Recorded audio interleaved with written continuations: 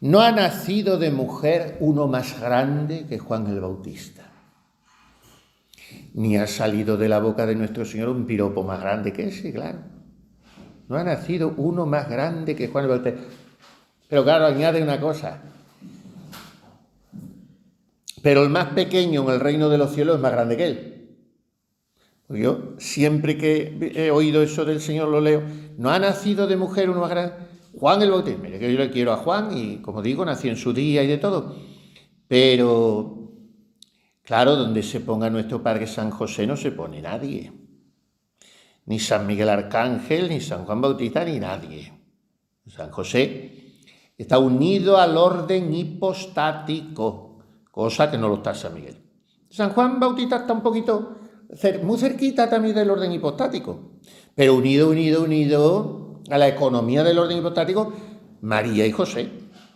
María como madre de Dios, de la persona divina, en cuanto que es madre de la naturaleza humana, sustancialmente, hipostáticamente, unida a la divina. Hagan la caridad de cerrar la puerta. Si puertas, ¿para qué abiertas? Si abiertas, ¿para qué puertas? Bueno, pues es que cerradas y todo, y nunca se sabe quién está detrás, con que si la dejas abierta se lo pone fácil a la criada. Entonces, bueno, pues María gesta en su seno al hombre Dios, el orden hipostático. José, custodio de ese misterio, paraguas, amparo de ese misterio. En ese sentido, decimos que está unido al orden hipostático. Ahora, ya después de ellos, es otro orden. Es otro orden. Bueno, pues entonces dice el Señor, pero el más pequeño en el reino de los cielos es más grande que él. Como San José bendito ya se habría ido, no al reino de los cielos, pero bueno, el reino de los cielos es una manera de decir el reino de los cielos que se iba a abrir, que el reino de los cielos estaba por estrenar, estaban todos en el limbo allí, los Abrahames y los Noeses y los Isaías y toda la gente, pero, y por lo tanto nuestro Padre San José, que fue el primero al que se dirigió Jesús resucitado el sábado santo cuando bajó al limbo a rescatarlos allí, y claro, y le diría a Adán y Eva y a Abraham y al otro y a Jeremías y a Ezequiel, esperarse, y se fue a San José, le felicitó, le abrazó y al cielo. Bueno, total, pero San Juan es el mayor de los nacidos de mujer. Primo, no sabemos en qué grado, de nuestro Señor Jesucristo.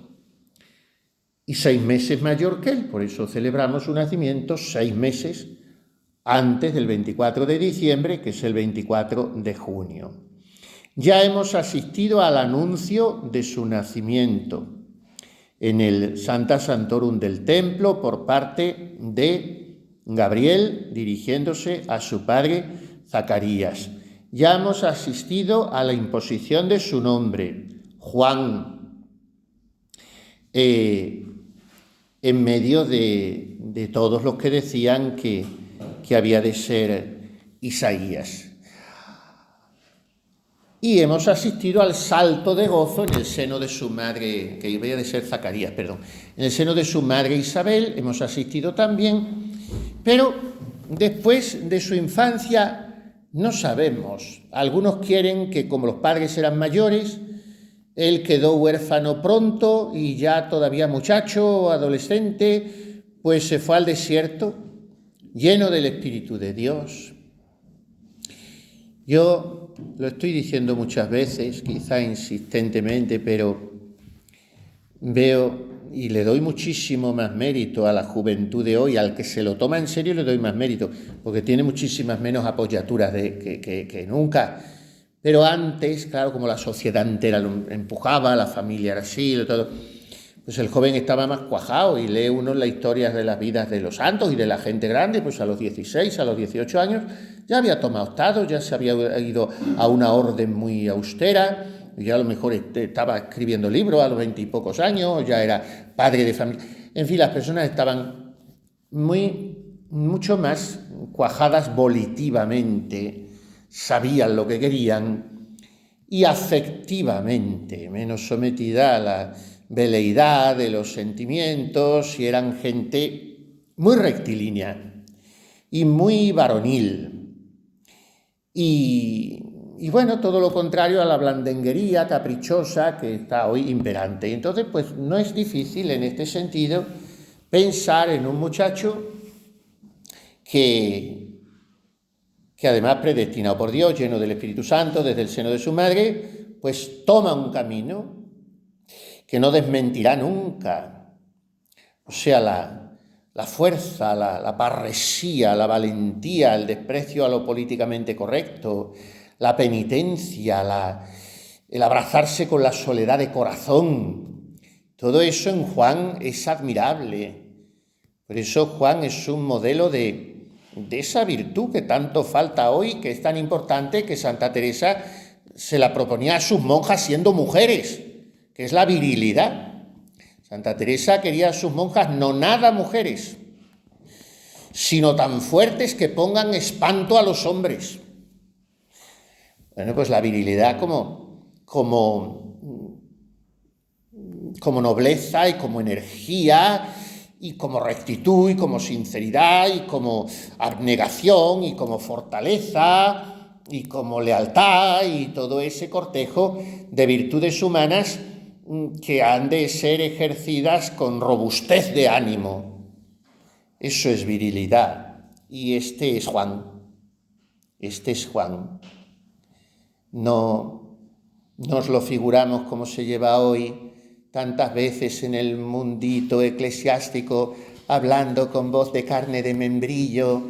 No, Juan es un hombre, y es un hombre que se viste con piel de camello y se va solo, porque sabía estar solo.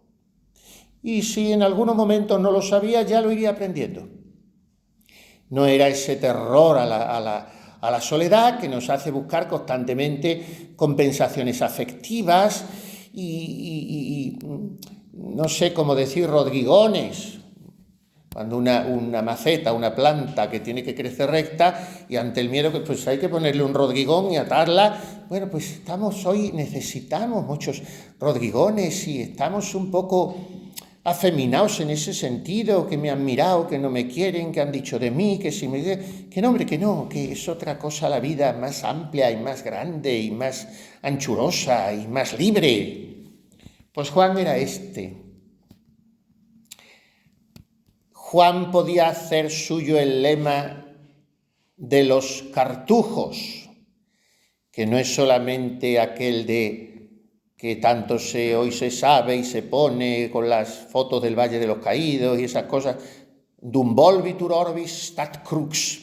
Bueno, pero los cartujos tienen otro lema. O beata solitudo, o sola beatitudo, o feliz soledad, o única felicidad. Porque la soledad es llenumbre de Dios. La soledad es encuentro con uno mismo, la soledad es crecimiento hacia adentro, la soledad es eso, riqueza interior y ahondar en esa mina.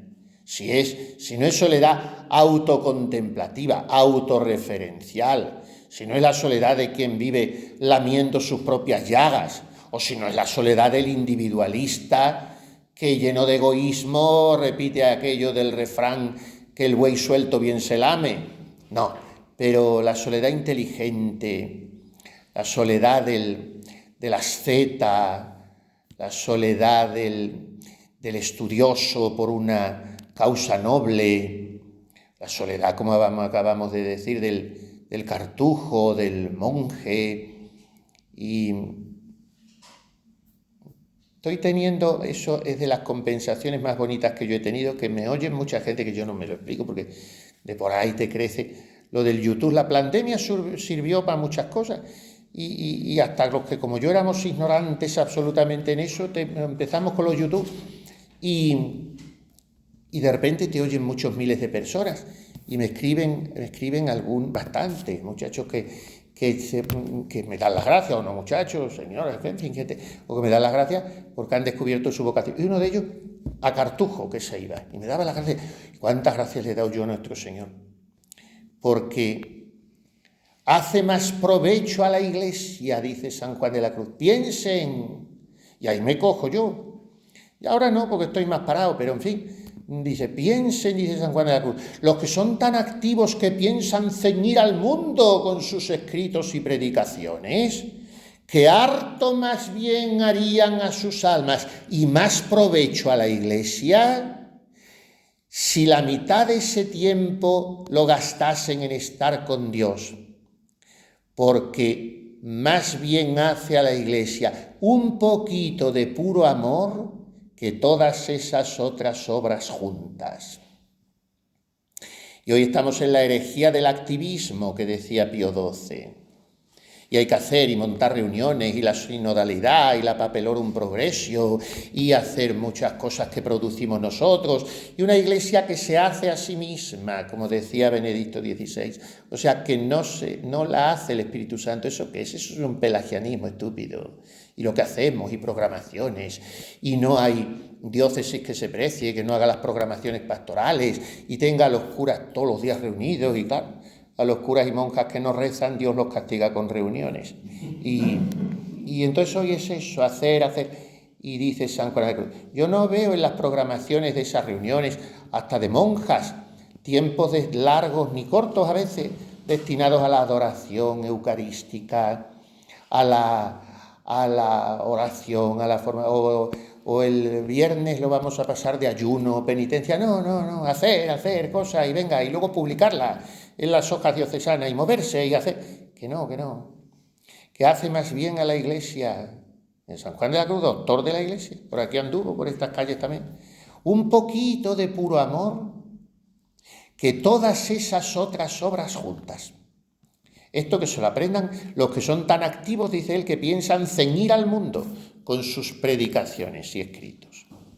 Pues este era Juan Bautista, un hombre de una valía extraordinaria, porque ese es otro argumento diabólico que tiene el mundo, y a veces el mundo piadoso, y a veces la familia es muy piadosita y muy buena y muy tradi y muy narices fritas. Porque este chico con lo que vale, porque esta chica con lo bueno, y se va al seminario, se va al convento, por eso se va, porque vale. Si no valiera se quedaba fuera como tú, claro. Entonces eso lo tenemos, y con lo que vale y lo va a desperdiciar. Pero qué mentalidad tenemos para con Dios nuestro Señor, tan resultadista y tan manipuladora.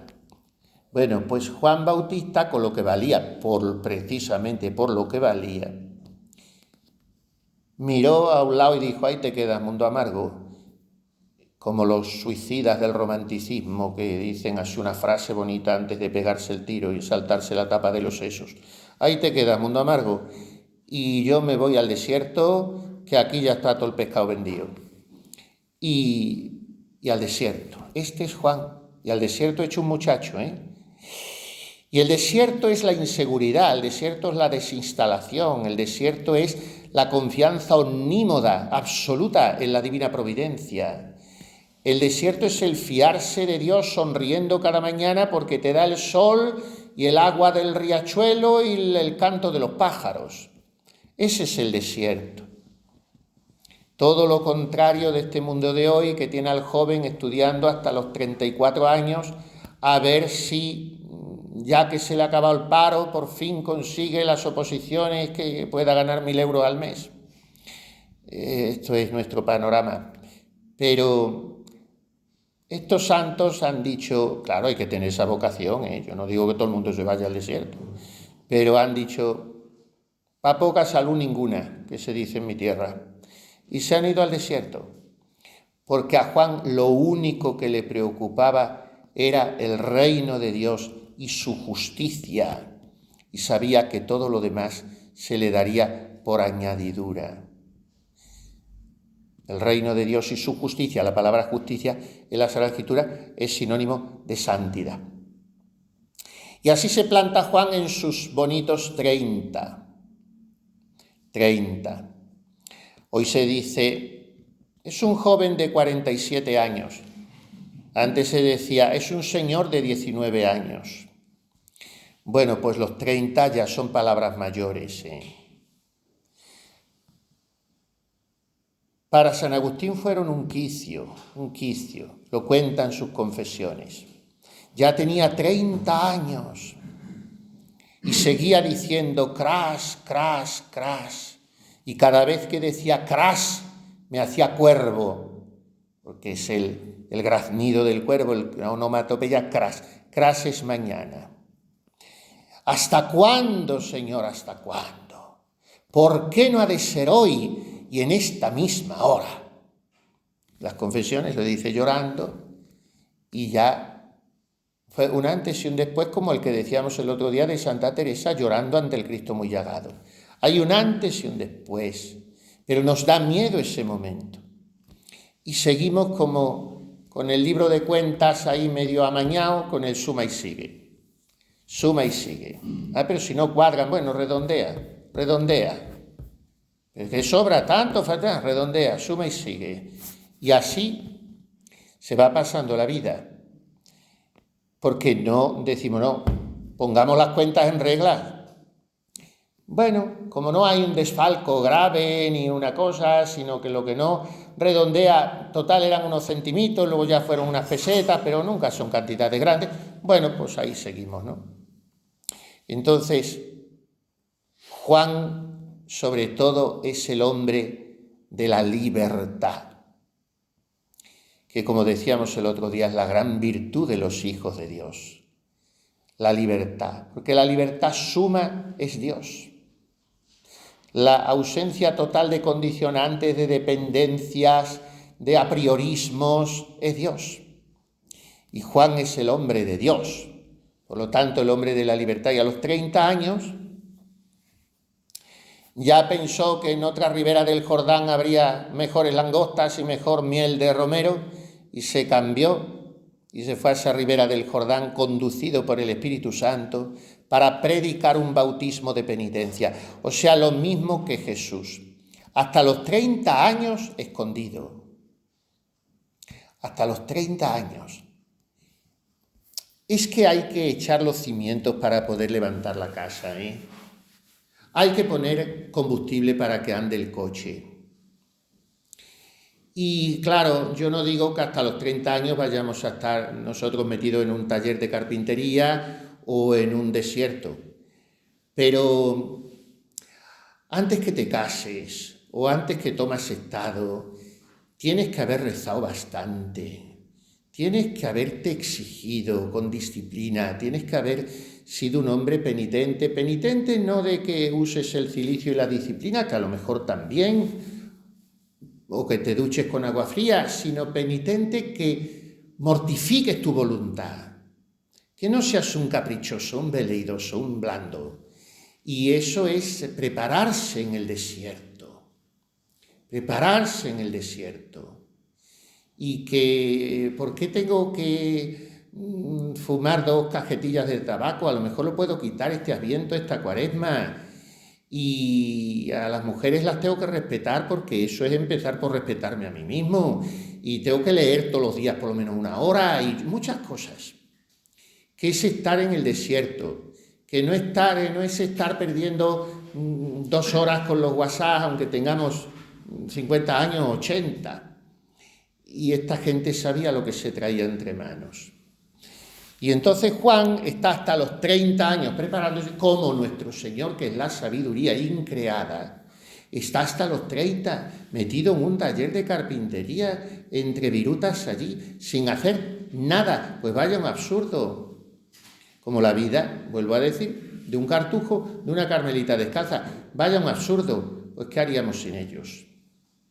Ellos y no los sinodales son los que están salvando la Iglesia. O un enfermo que está ofreciendo desde su cama, o una madre de familia que está quitándole los churretes a 7 cabezolones seguidos porque ha estado abierta a la vida.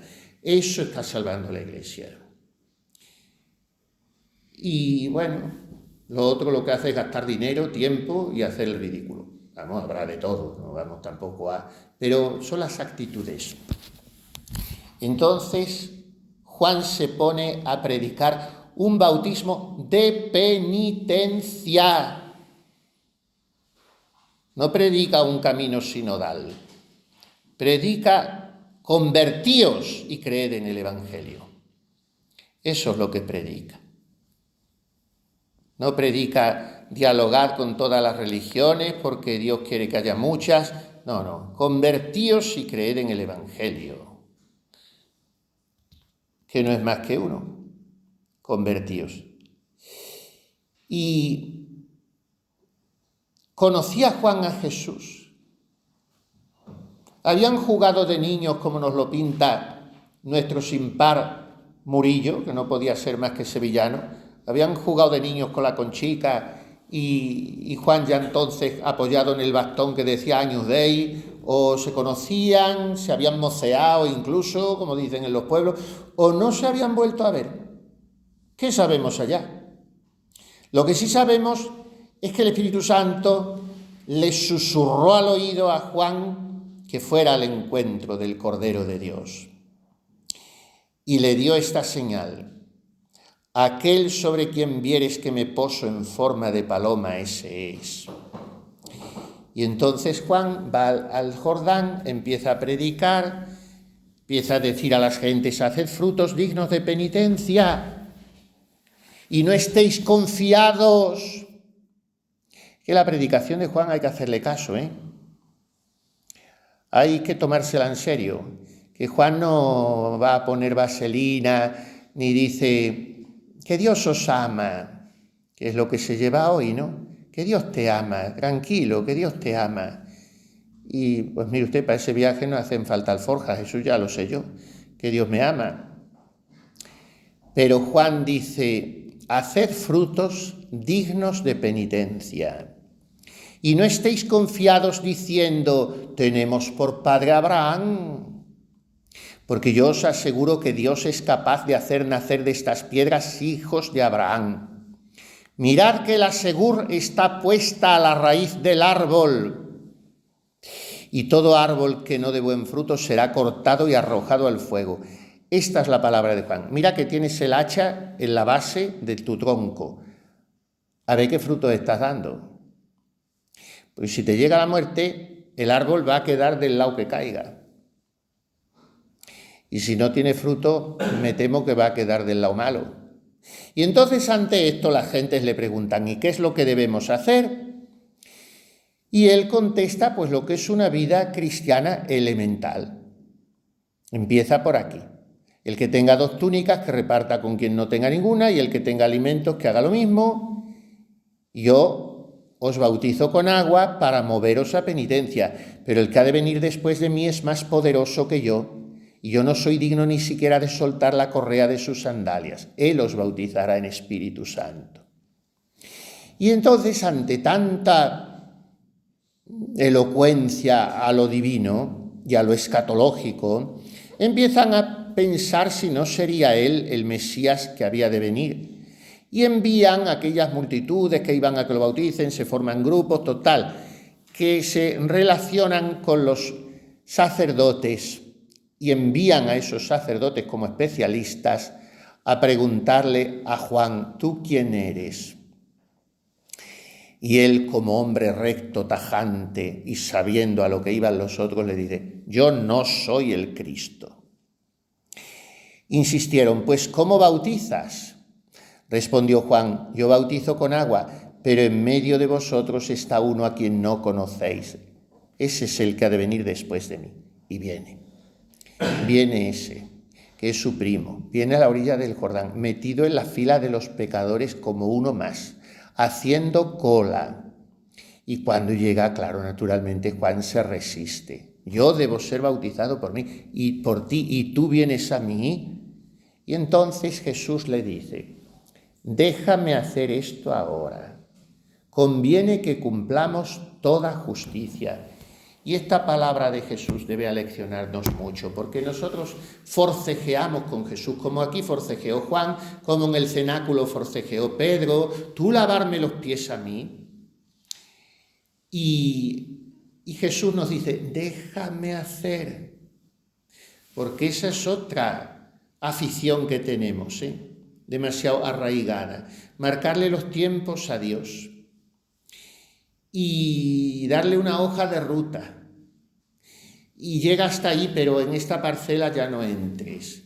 Y no, eso, si te parece, lo tocamos más adelante. Y así vamos trampeando, negociando suciamente por nuestra parte con Dios y no dejamos a Dios ser Dios. Y ese es el punto, que no dejamos a Dios ser Dios. Y sigo siendo yo el artífice de mi vida, el constructor de mis proyectos y por tanto el causante de mis estados de ánimo, que son casi siempre de crispación, de desaliento, de tristeza, de desesperanza, porque no dejo a Dios ser Dios. Y Jesús me dice, déjame hacer esto ahora. Conviene que cumplamos toda justicia, o sea, mi voluntad, toda justicia, hemos dicho antes que es mi santidad. Déjame, que te va a venir mejor. Y somos un poco torpes, no le dejamos entrar. Y aquí viene ya el bautismo.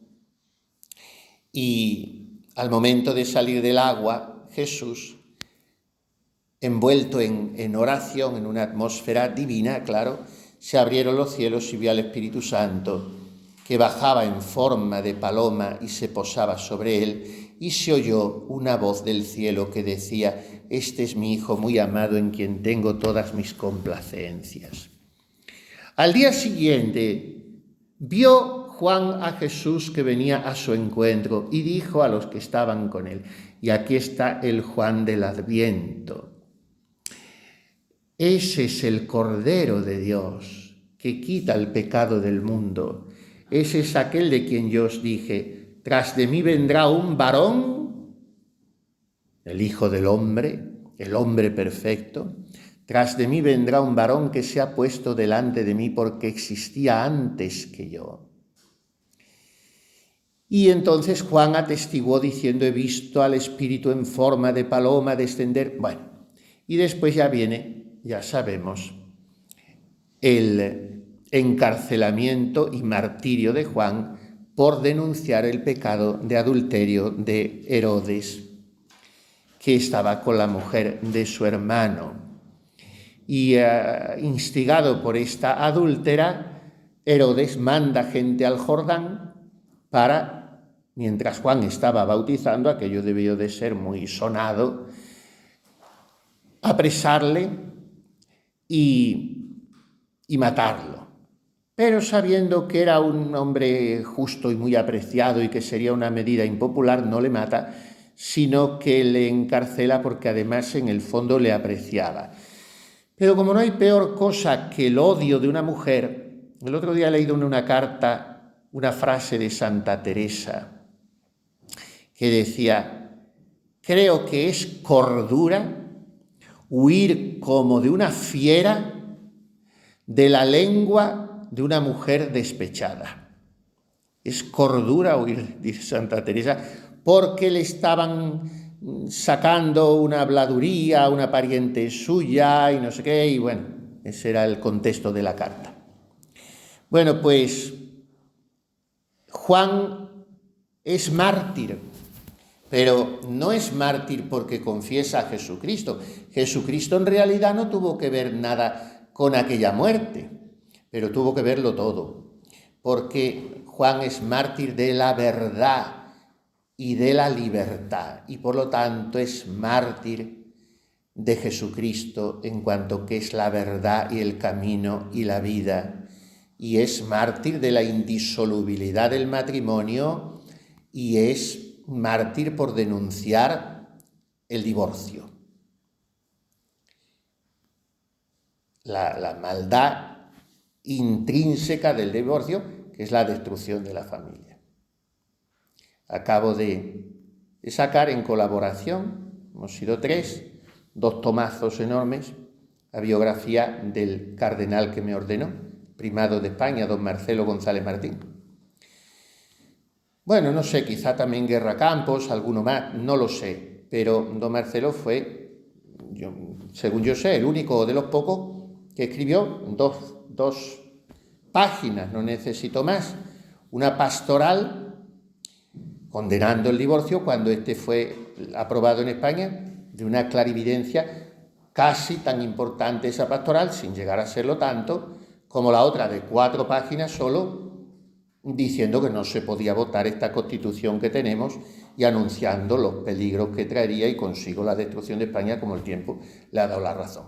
Bueno, pues el divorcio ahora está no solo admitidísimo socialmente, sino en el mundo católico como una cosa absolutamente normal.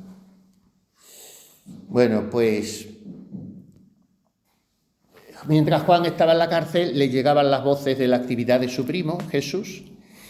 Unos iban y otros a preguntarle y les dice Jesús: id a contar a Juan lo que habéis visto y oído. Los ciegos ven, los cojos andan, los sordos oyen, los muertos resucitan. Et pauperes evangelizantur, que era el mote episcopal de este cardenal mío. Me ordenó, el último al que ordenó, de 414, que ordenó en Toledo en 23 años, porque cuando España se desertizó, en los años 70, 80 y yo ya hasta el 95, que me ordené yo y él se fue, 23 años en Toledo, 414 sacerdotes, encontrándose un seminario vacío, porque acababa de estar Tarancón, 2 años, tuvo suficiente, se vació el seminario y fue a Madrid, y bueno, ordenó 414. Y yo fui la última promoción, eran 401, nosotros fuimos 13, los últimos, y 12 diáconos, 25. Bueno, pues el mote de su escudo empezó siendo obispo en Astorga, con 41 años, y luego fue arzobispo en Barcelona, que le apedrearon como a los profetas y le echaron y le hicieron la vida imposible, y desde entonces, claro, Barcelona no ha levantado cabeza porque Dios castiga esas cosas. Pero fue arzobispo de Barcelona extraordinario y renovó mucho, o trató de hacerlo a pesar de la oposición de buena parte del clero, Barcelona. Pero con el apoyo de muchísima gente buena que tiene Cataluña, porque aún es hoy, después de 60 años, y la sigue teniendo un laicado muy bueno, que el catalán es muy bueno. Total, que el mote de su escudo, primero Astorga, luego Barcelona y luego Toledo, era este: pauperes evangelizantur. Id a decir a Juan lo que estáis viendo y oyendo. Los ciegos ven, los cojos andan, los muertos resucitan y tal. Y los pobres, no dice comen, ni se les viste, sino, y los pobres son evangelizados. O sea, y se predica la conversión para que los pecadores salgan del pecado y vayan al cielo. Los pobres son evangelizados y al mismo tiempo se les resucita y se les da panes y peces y todo lo que necesitan, pero son evangelizados. Y los discípulos de Juan fueron a Jesús y dijeron: bueno, ¿qué hacemos con este hombre? Antes predicaba, ahora está encarcelado, no sabemos qué quería de nosotros. Y la respuesta de Jesús es extraordinaria y les dice: ¿qué salisteis a ver en el desierto? ¿Una caña sacudida por el viento? ¿O qué? ¿Algún profeta? Sí, ciertamente, y más que profeta. Por eso yo os digo, entre los nacidos de mujer no ha llegado otro mayor que Juan el Bautista. Y luego viene el martirio de Juan. Quedémonos aquí y quedémonos sobre todo en esto. Decíamos ayer, el dedo de Juan, ese es el Cordero de Dios. Y esa frase,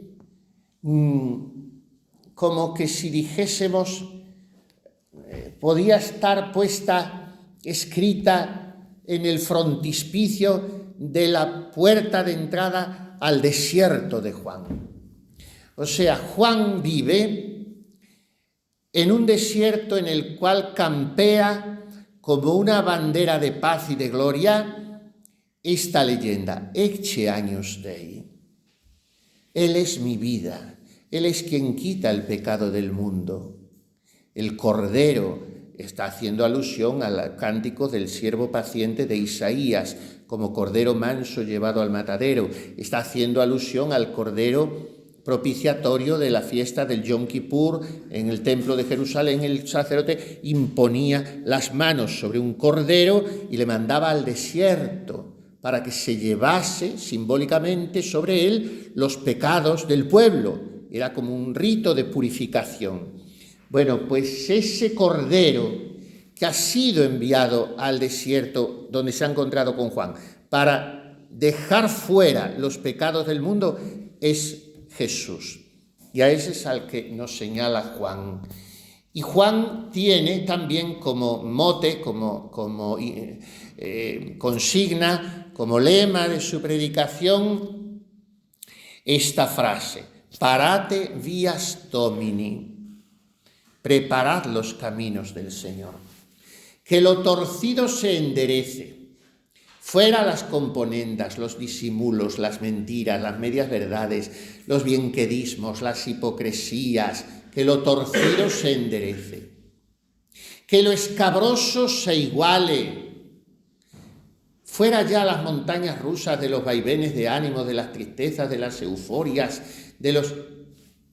Armonía, equilibrio, dominio propio, madurez, adultez espiritual.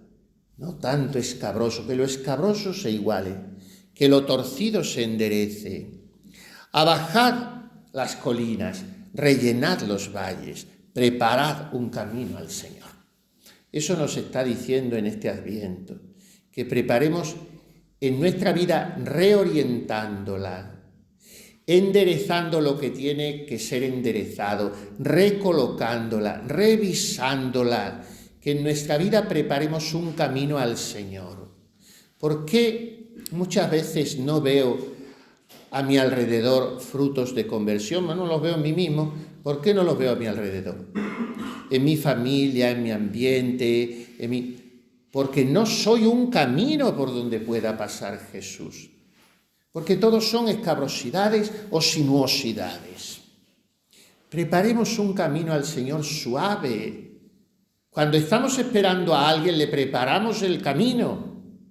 Y si es una persona mayor, a mí a veces me toca hacerlo. Pues le manda el billete de avión, mire usted, a tal, eso, vaya tal, se le dan todas las indicaciones, ¿no? Si es otro, ahora con los GPS, bueno, no hay tanto problema, pero también se le indica, ¿no? A veces, pues mira, párate en tal sitio, que ponen un pincho de tortilla muy bueno, así descansas un poquito, y luego se le prepara el camino, ¿no? Se le indica. Y resulta que a cualquiera le preparamos el camino más que a Jesús. Preparad el camino al Señor, que si no, no podrá pasar. Esta es la invitación de Juan para el Adviento. Y por eso es un personaje que aparece de manera recurrente en la liturgia en este tiempo santo. Siempre con el dedo en ristre. Ecce agnus Dei, ecce qui tollit peccata mundi. ¿Y por qué Juan fue tan grande? Y termino ya del todo. ¿Y por qué Juan es el mayor de los profetas? ¿Y por qué Juan nos señala infaliblemente a Jesús? Porque Juan fue santificado por María. Por María. Juan recibió el Espíritu Santo gracias a María. Porque el ángel Gabriel le dijo a Zacarías: será lleno del Espíritu Santo en el seno de su madre. Pues en el seno de su madre llevaba 6 meses y no estaba lleno del Espíritu Santo. ¿Cuándo lo fue? Cuando apareció María. Y se vieron los niños, como hay pinturas antiguas que los presentan con los vientres de las 2 madres transparentes, y está como Jesús bendiciendo a su primo. Y entonces María santifica a Juan. Aprendí de un misionero muy original que conocí en Tierra Santa, esta jaculatoria que recomiendo muchísimo y digo muchísimo. Siempre más en Pascua y cuando está cerca Pentecostés, pero en cualquier momento. Porque a veces no vas a hacer la oración larga que hacemos de Veni Santo Espíritu, cuando empezamos, sino algo, necesitas lo que sea, una iluminación, con una persona, una conversación, una inspiración que te solucione algo el Espíritu Santo, hay que tener mucha intimidad con él.